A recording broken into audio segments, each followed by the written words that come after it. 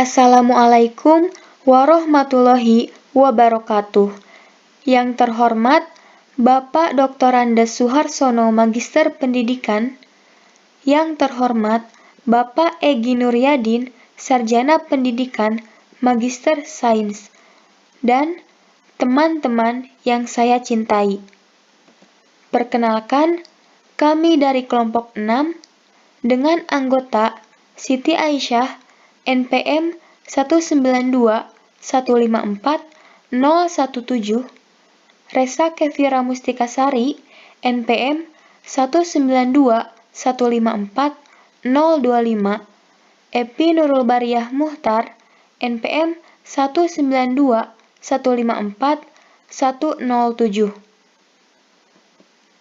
Kelompok kami akan membahas mengenai pergerakan dan pembelahan sel. Untuk pemaparan materi yang pertama akan dijelaskan oleh Resa Kefira Mustikasari. Kepada Resa Kefira Mustikasari, disilakan. Terima kasih kepada moderator yang telah mempersilahkan saya untuk memaparkan materi yang pertama, yaitu pergerakan sel. Pergerakan dalam sel meliputi yang pertama yaitu pseudopodia, yang kedua silia, yang ketiga flagela, dan yang keempat yaitu otot. Pertama, pergerakan sel pseudopodia. Pseudopodia merupakan penonjolan pada sel yang tidak tetap dari sitoplasma, yang diperlukan untuk bergerak pindah tempat dari satu tempat ke tempat lain. Serta umumnya dimiliki oleh sel yang bergerak bebas seperti amuba, leukosit, mesenkim, sel folikel, dan makrofag. Nah, pseudopodia ini dapat berlangsung dalam berbagai macam lingkungan, seperti air, udara, tanah, atau substrat yang lain.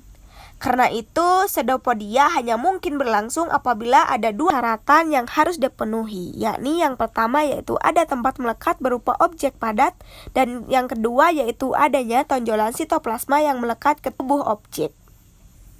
Teori gerakan pseudopodia.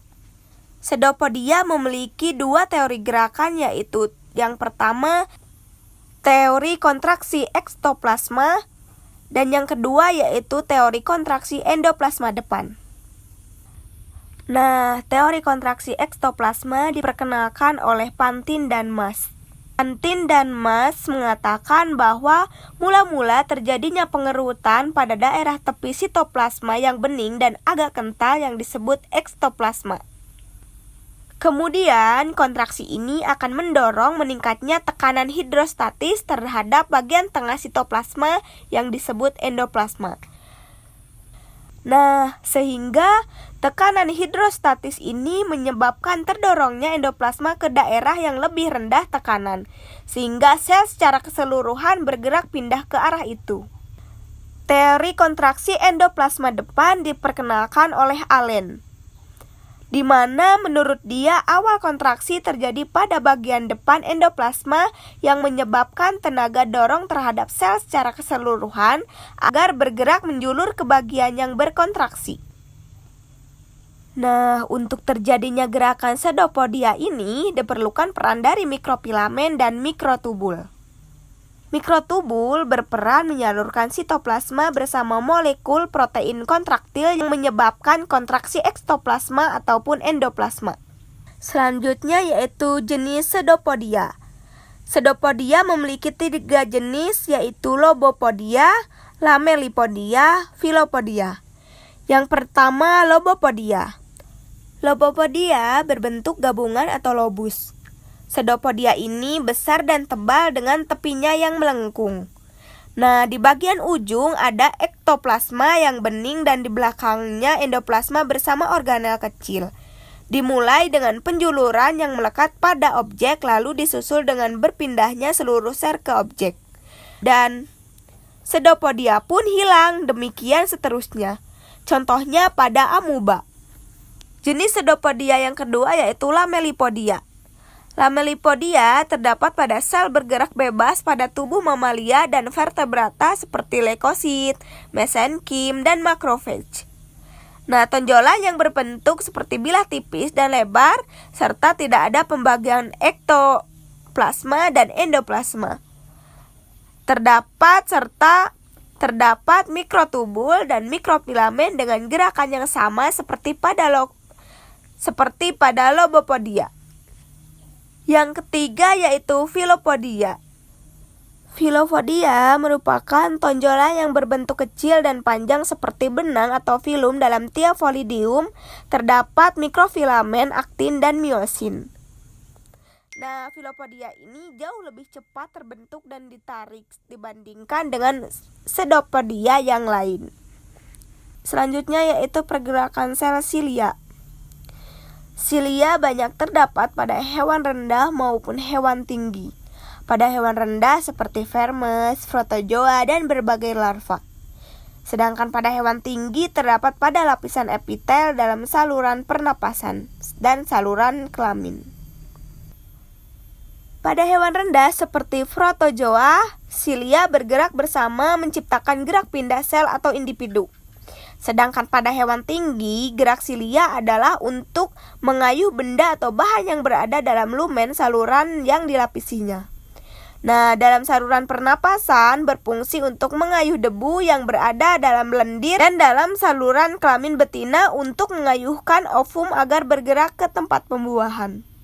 Flagela. Bentuk tunggal dari flagela adalah flagellum. Tergantung pada organisme, flagela mempunyai struktur yang berbeda. Pada bakteri, flagela terbuat dari protein flagellin pada eukariota. Flagela terdiri dari mikrotubulus dikelilingi oleh membran plasma. Flagela ini terdapat pada spermatozoa yang berguna untuk bergerak maju dalam cairan mania atau lendir rahim. Gerakannya itu meliuk, spiral di dalam medium cairan bisa ke segala arah. Flagela digunakan oleh sel-sel dan organisme uniseluler untuk gerakan, sensasi, dan traduksi sinyal. Mereka dapat digambarkan sebagai eksistensi panjang ramping dari sel atau organisme. Dalam flagela terdapat aksenoma yang dapat bergerak sama seperti silia. Flagela tersusun atas 3 bagian. Yang pertama filamen, yang kedua hook atau sudut, yang ketiga basal body atau bagian dasar, yang ketiga basal body atau bagian dasar. Bagian dasar ini menancap pada membran plasma. Pergerakan sel pada otot. Otot merupakan alat gerak aktif pada manusia. Gerakan tersebut disebabkan karena kerjasama antara otot dan tulang. Nah, sel otot merupakan sel khusus yang mengandung serat otot atau myofibril. Myofibril dibangun oleh beberapa macam filamen yang mengisi seluruh ruangan sitoplasma. Nah, filamen ini terdiri dari protein yang berfungsi untuk bergerak dan disebut protein kontraktil. Nah, myofibril yang berisi filamen yang terdiri dari protein kontraktil untuk gerakan yaitu aktin dan miosin. 3 jenis otot. Yang pertama yaitu otot polos, yang kedua otot lurik, dan yang ketiga yaitu otot jantung. Otot polos berada di dinding organel internal manusia seperti pembuluh darah, saluran pencernaan, kandung kemih, atau rahim.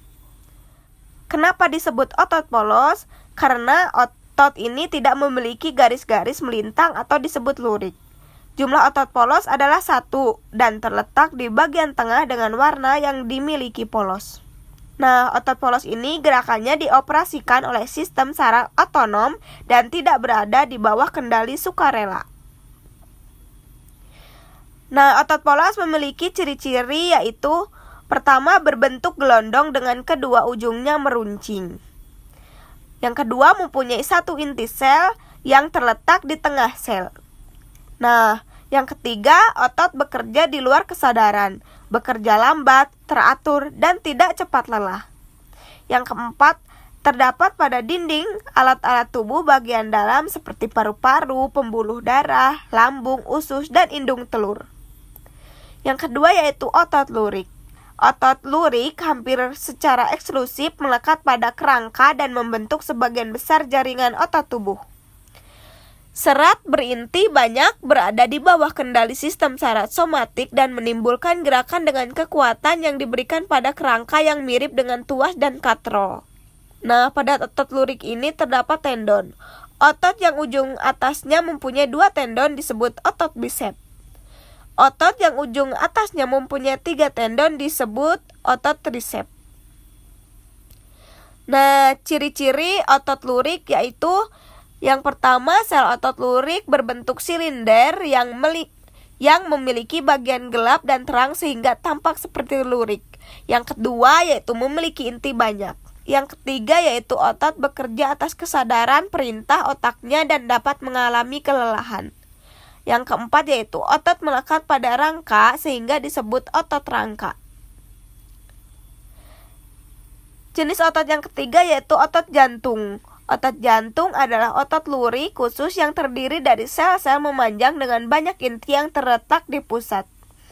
Nah, ciri-ciri otot jantung yaitu yang pertama, sel otot jantung berbentuk serabut lurik yang bercabang-cabang. Yang kedua, sel mempunyai 1 atau banyak inti sel dan terletak di tengah serabut. Dan yang ketiga yaitu bekerja di luar kesadaran atau tidak diperintah otak, tapi dipengaruhi oleh persediaan oksigen yang cukup. Sekian yang dapat saya sampaikan. Saya kembalikan ke moderator. Terima kasih kepada Resa Kevira Mustikasari yang telah memaparkan materinya. Untuk pemaparan materi yang selanjutnya akan dijelaskan oleh saya sendiri. Baiklah, di sini saya akan menjelaskan mengenai pembelahan sel. Pembelahan sel terbagi menjadi 3 macam pembelahan. Yang pertama ada pembelahan amitosis, yang kedua ada pembelahan mitosis, dan yang ketiga ada pembelahan meiosis. Untuk yang pertama ada pembelahan amitosis. Amitosis adalah reproduksi sel di mana sel membelah diri secara langsung tanpa melalui tahap-tahap pembelahan sel.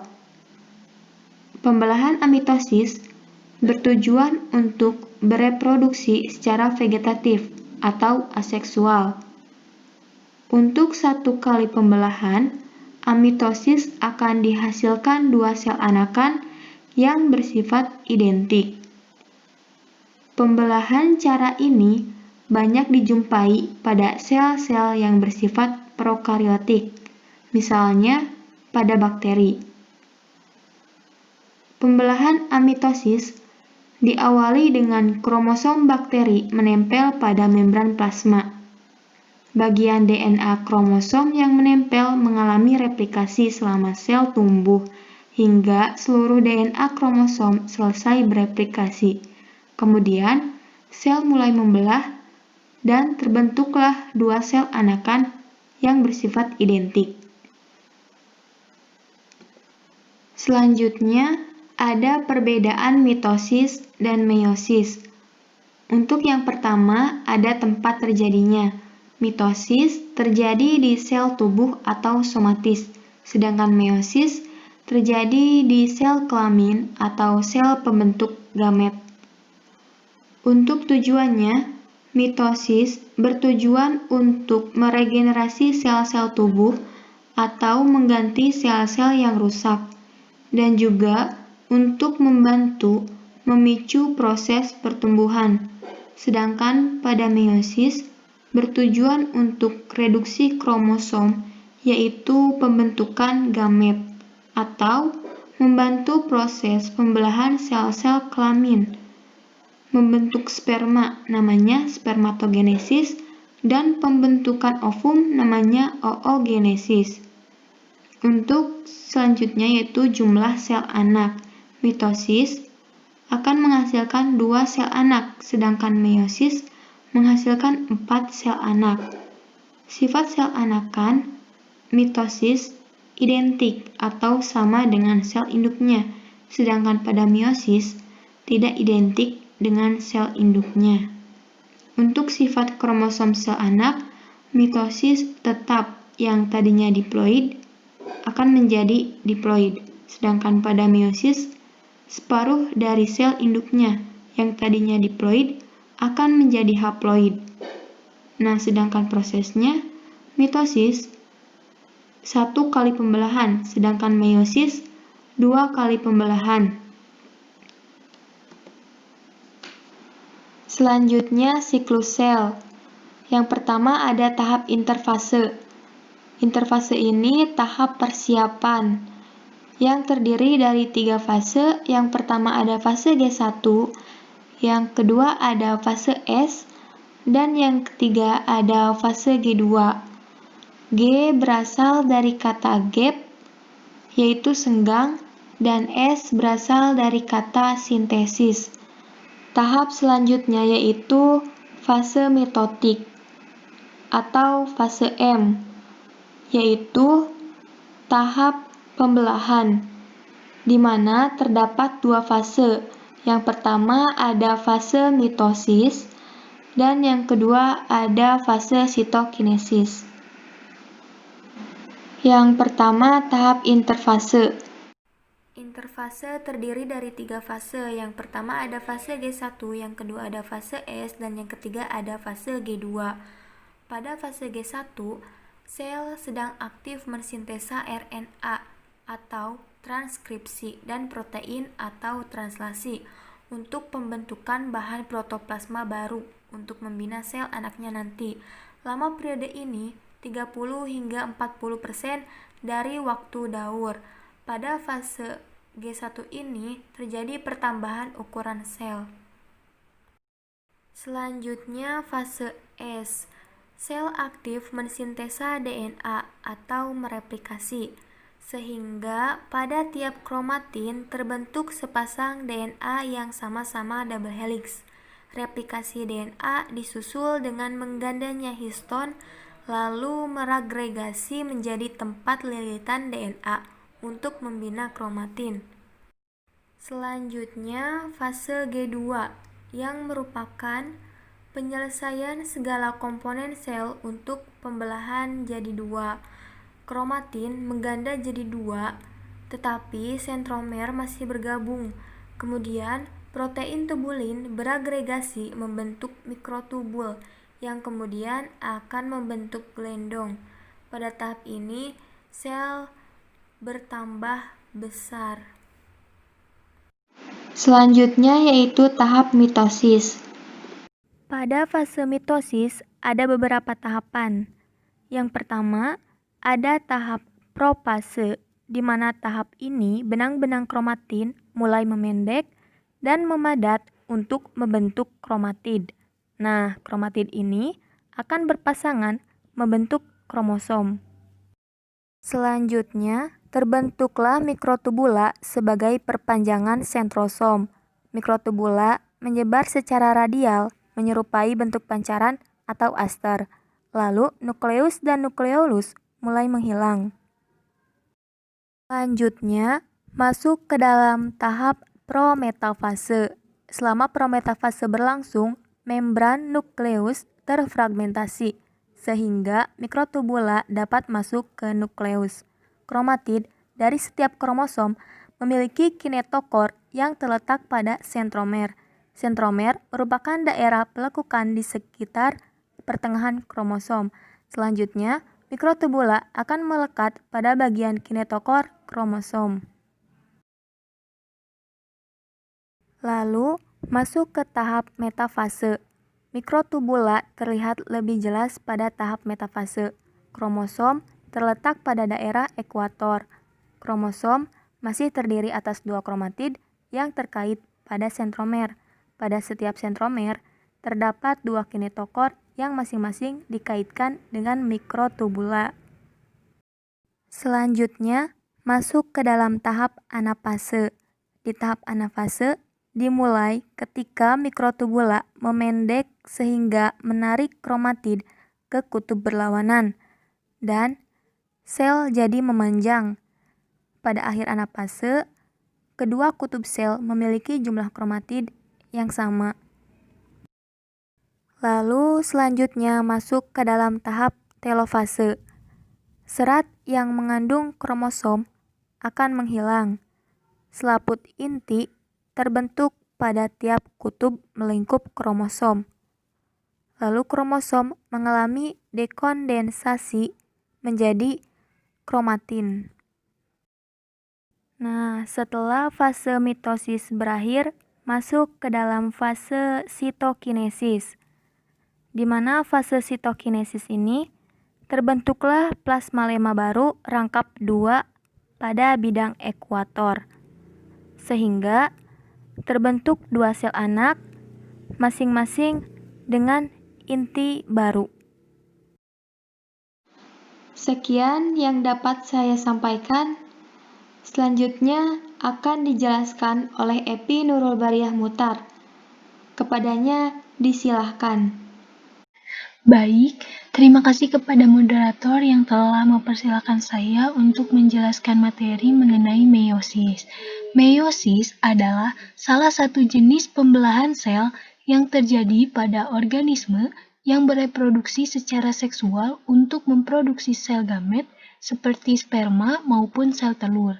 Adapun ciri utama dari meiosis adalah prosesnya terjadi dalam 2 tahapan pembelahan. Kita masuk pada pembelahan meiosis, di mana pembelahan yang terjadi pada proses pembentukan sel gamet atau sel kelamin ada 2 tahap pembelahan, meiosis 1 dan meiosis 2. Adapun tahapnya yaitu profase, metafase, anafase, dan telofase. Lalu setelah telofase 1, tanpa melewati interfase lagi, ya setelah sitokinesis hanya melewati fase interkinesis aja.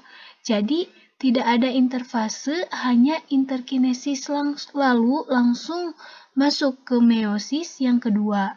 Jadi, tahapannya ada profase 2, kemudian ada metafase 2, anafase 2, telofase 2, dan diakhiri dengan sitokinesis.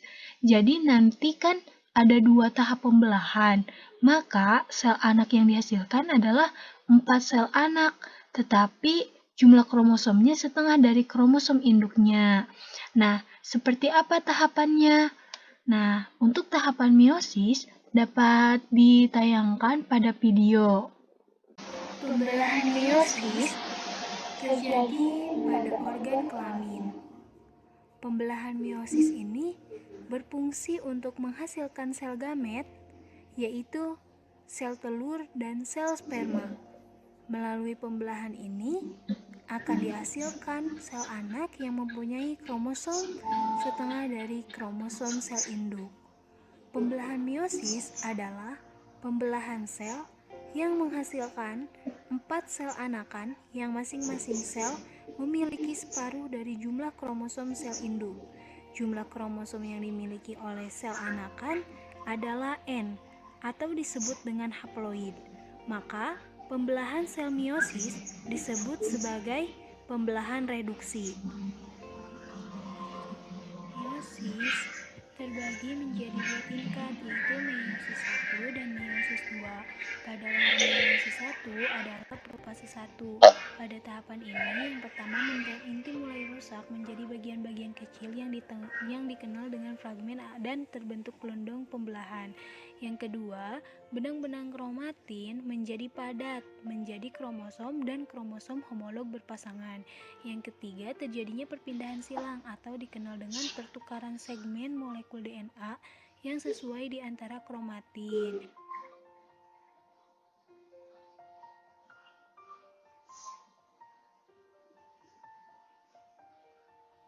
Nah, pada tahap profase 1 ini, kromosomnya berjejer pada bidang pembelahan. Setelah berjejer, maka tahapan selanjutnya yaitu metafase 1. Pada tahapan ini, kromosom homolog memisah dan bergerak ke kutub-kutub yang berlawanan.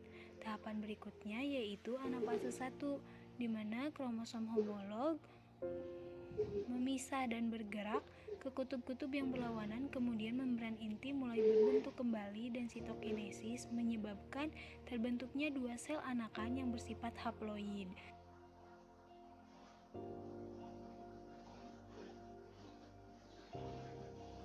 Kemudian kita masuk pada tahapan fase pembelahan meiosis 2. Yang pertama yaitu fase profase 2, di mana membran inti mulai rusak menjadi bagian-bagian kecil yang dikenal dengan fragmen dan terbentuk gelembung pembelahan.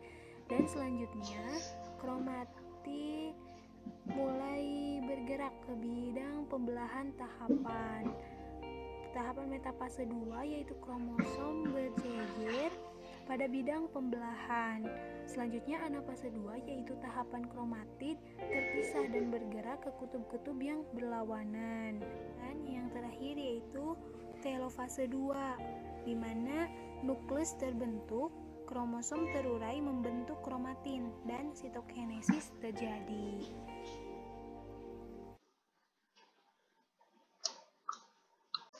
Nah, jadi untuk tahapan meosisnya itu seperti yang telah dijelaskan pada video ya teman-teman. Kemudian untuk selanjutnya yaitu tadi kan terdapat fase profase 1. Nah, dikarenakan saya merasa di dalam video kurang komplit dan kurang jelas, maka saya akan menjelaskan kembali mengenai fase profase 1, di mana fase yang pertama yaitu di mana pada fase profase 1 ini agak lebih panjang dibandingkan tahap yang lainnya. Ya, terbagi lagi menjadi 5 tahapan, yaitu leptoten, zigoten, pakiten, diploten, dan diakinesis.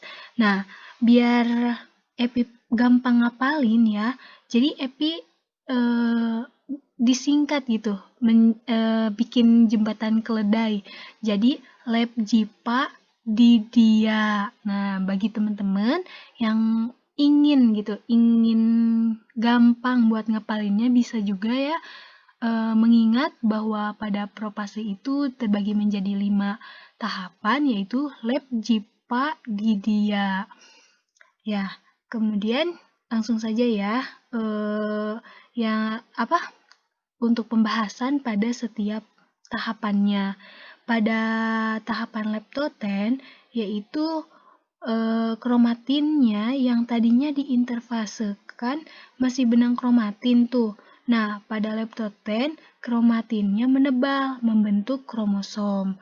Kemudian dilanjutkan dengan fase zigoten. Di fase zigoten ini kromatidnya akan mengganda membentuk sister kromatid.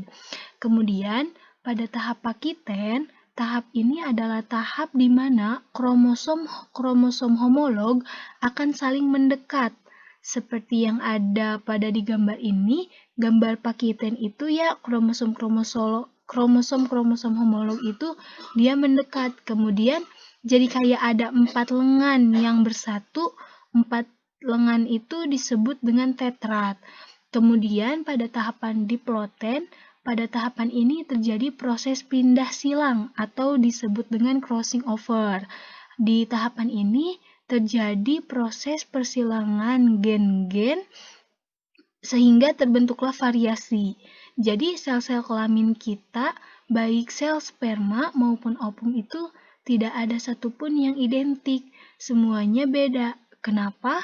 Karena di tahap diploten itu terjadi proses crossing over antara kromosom 1 dan yang lainnya.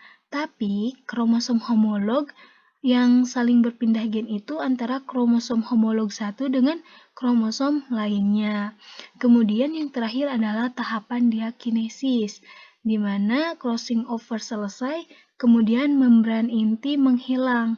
Jadi pada dasarnya hampir sama dengan profase lain, hanya saja ada crossing over. Nah, untuk pembahasan selanjutnya yaitu mengenai gametogenesis. Pembelahan meiosis terjadi pada proses pembentukan gamet atau gametogenesis. Nah, gamet ada 2, yaitu sperma dan ovum. Pembentukan sperma disebut dengan spermatogenesis, sedangkan pada ovum disebut dengan oogenesis.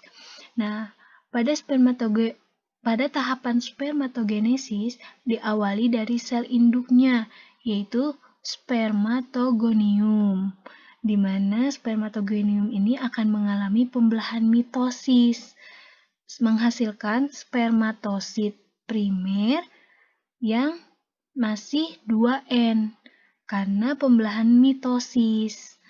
Kemudian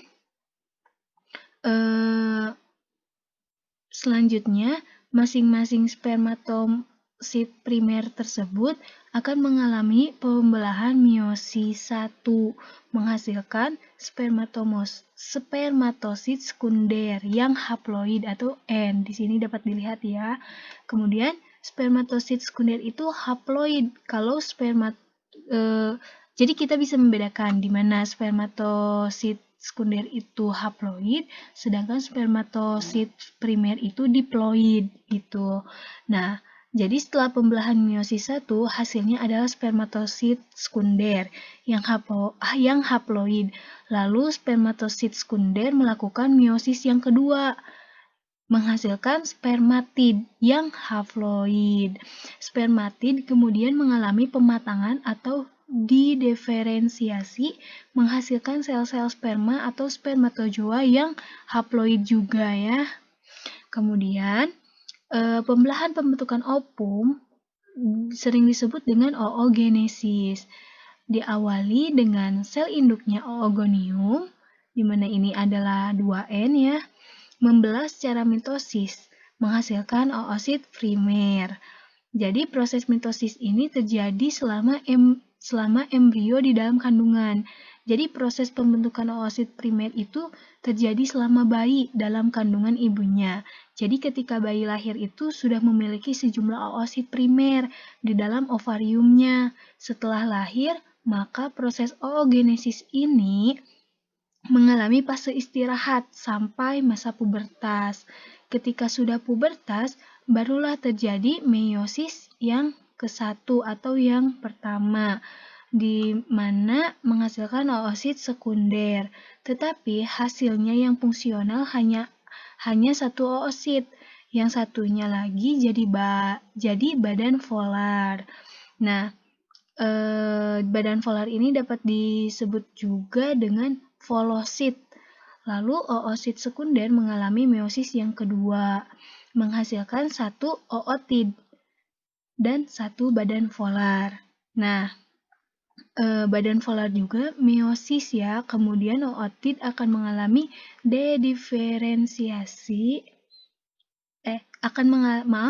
akan mengalami diferensiasi menghasilkan ovum.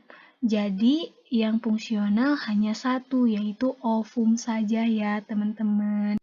Kemudian untuk pembahasan selanjutnya yaitu transformasi, di mana setelah selesai meiosis 1 dan 2, gametid menempuh tahap perubahan bentuk atau transformasi. Pada pria disebut spermatogenesis dan pada wanita tidak jelas adanya tahap ini sehingga tidak ada istilahnya. Pada pria, dalam satu kali ejakulasi terkandung sekitar 300 juta spermatozoa. Spermatozoa memiliki bagian kepala, leher, dan ekor. Kepala mengandung inti sedikit, sitoplasma, dan akrosom. Di bagian ujung kepala, di depan tutup kromosom plasmalema, mengandung protein yang akan berikatan pas dengan reseptor pada selaput luar ovum. Jika spermatozoa sudah membentur selaput ovum, maka plasmalema dan tutup akrosom jadi pecah. Kandungan kromosom keluar sehingga terjadi reaksi akrosom sehingga memungkinkan spermatozoon masuk. Nah, sementara itu pada bagian ovum memiliki komponen zona pellucida atau selaput telur, kemudian memiliki sel folikel atau corona radiata, kemudian memiliki sitoplasma, dan memiliki inti. Mungkin sekian yang dapat saya sampaikan. Mohon maaf apabila ada kesalahan. Terima kasih. Terima kasih kepada Epi Nurul Bariah Muhtar yang telah memaparkan materinya. Baik, Cukup sekian pemaparan materi yang kelompok 6 sampaikan. Kurang lebihnya mohon maaf. Terima kasih. Wassalamualaikum warahmatullahi wabarakatuh.